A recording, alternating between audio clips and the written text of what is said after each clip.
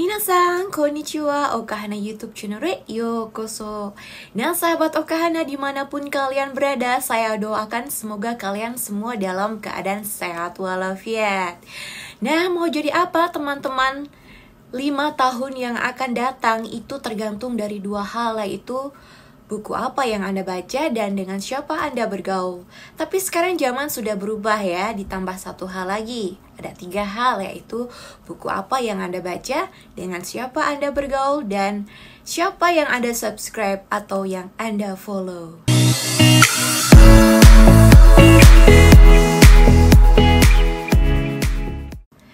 Nah, teman-teman semua, banyak pakar motivasi mengatakan bahwa tunjukkan siapa-siapa teman-temanmu, maka saya akan bisa memprediksi akan menjadi apa Anda 5 tahun yang akan datang. Itu tergantung dari teman-teman di sekelilingmu. Teman-teman juga pasti pernah mendengar kalau kita bergaul dengan pedagang tukang parfum, maka juga kita akan kecipratan wanginya. Sedangkan kalau kita bergaul dengan dagang terasi, maka kita akan kecipratan baunya.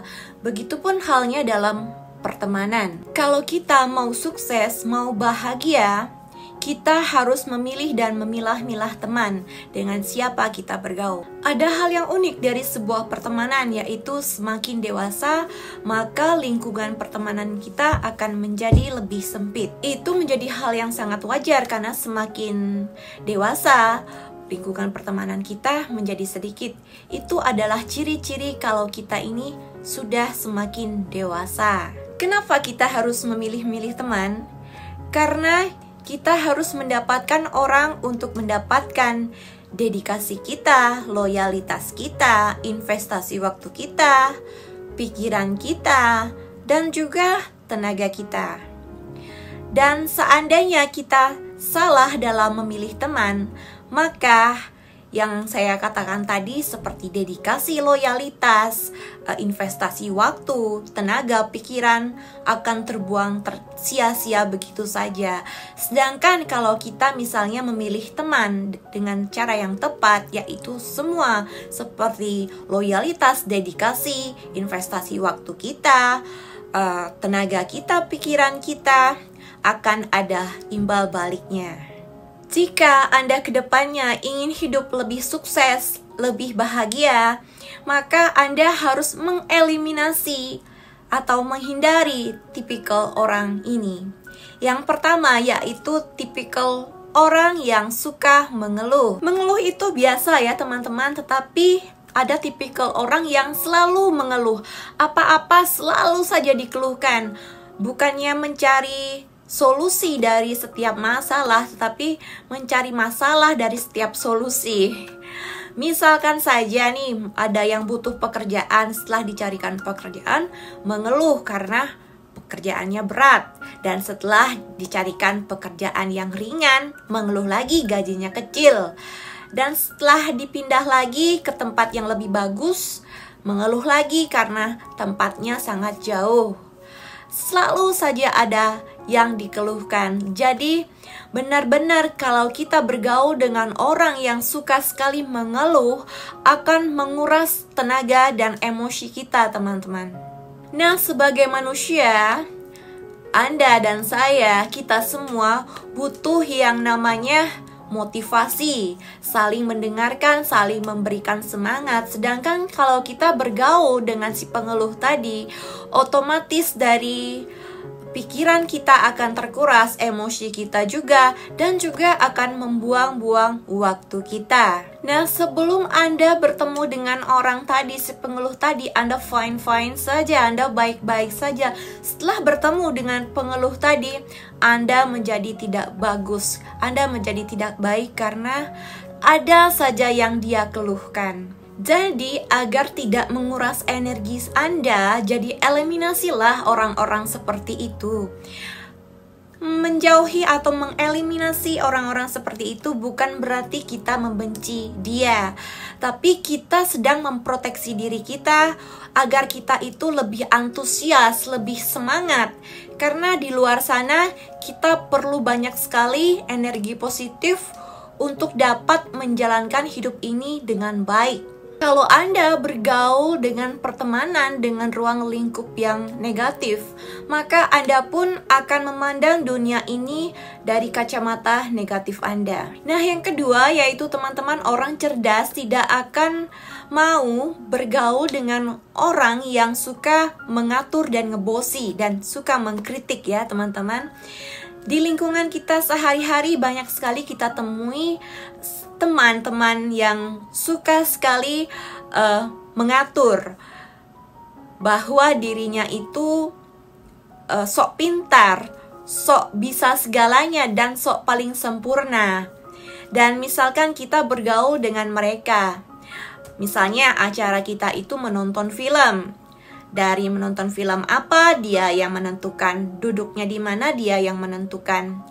Jadi segala hal itu dia yang menentukan. Jadi kita menonton film, membuang waktu kita selama 2 jam hanya untuk menonton film kesukaannya dia, bukan film kesukaannya kita.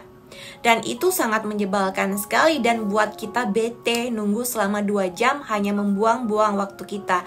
Dan orang seperti ini tidak akan mau mendengarkan suara hati kita, hanya dia itu egois banget, hanya mementingkan dirinya dia sendiri dan suka sekali mengkritik. Dalam sesuatu hal selalu dia kritik. Jika Anda mempunyai teman seperti ini, jadi eliminasilah teman tipikal seperti ini. Karena kita harus menyukai apa yang dia sukai dan kita tidak bisa menyukai apa yang kita sukai.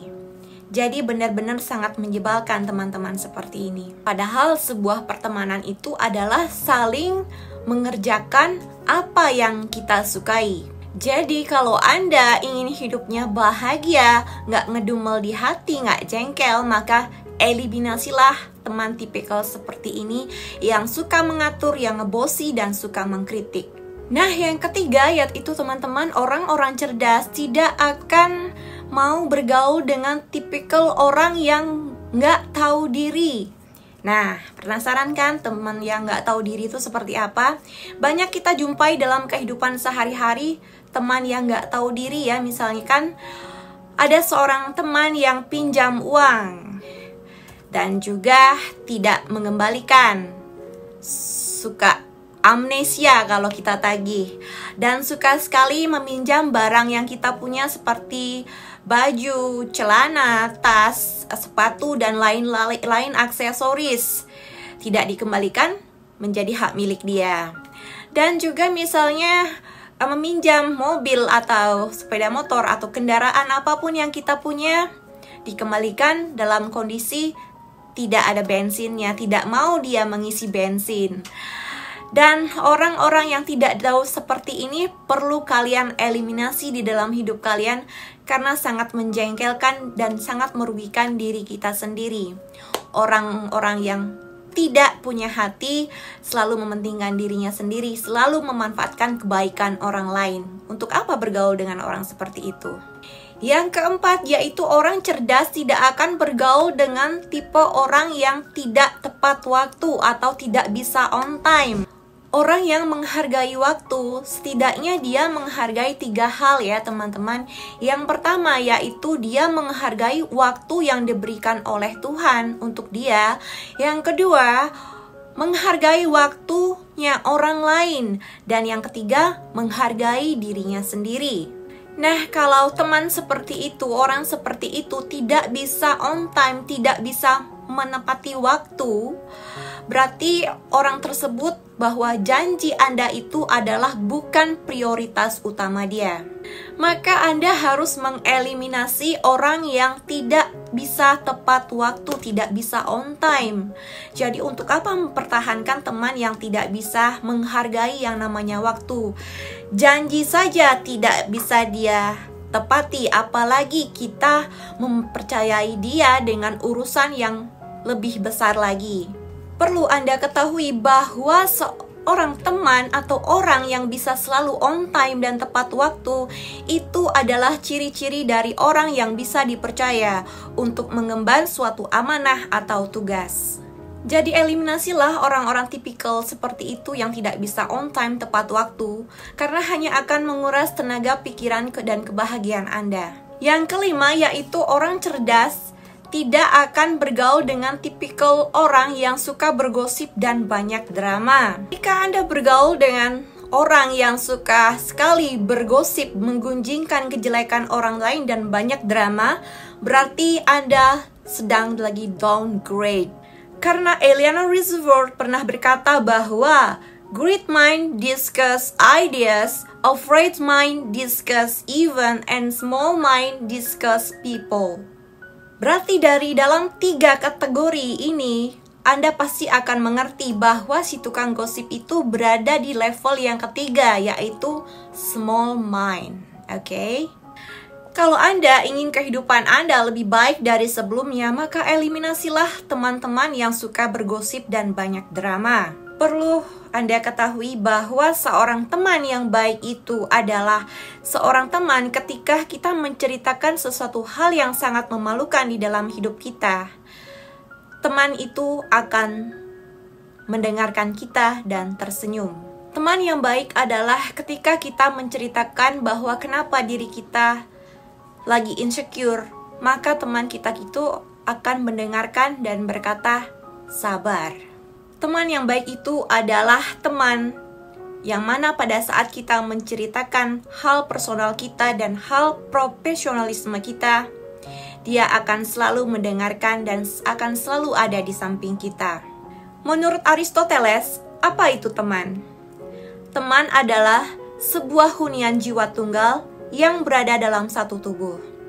Jadi jika Anda ingin hidupnya, ingin lebih sukses lagi ke depannya, jika Anda ingin hidupnya lebih bahagia lagi ke depannya, jika Anda ingin lagi hidupnya lebih kuat lagi ke depannya, jadi mulai detik ini Anda harus memilih dan memilah-milah siapa yang akan menjadi teman Anda dan siapa yang harus Anda eliminasi dari pertemanan Anda.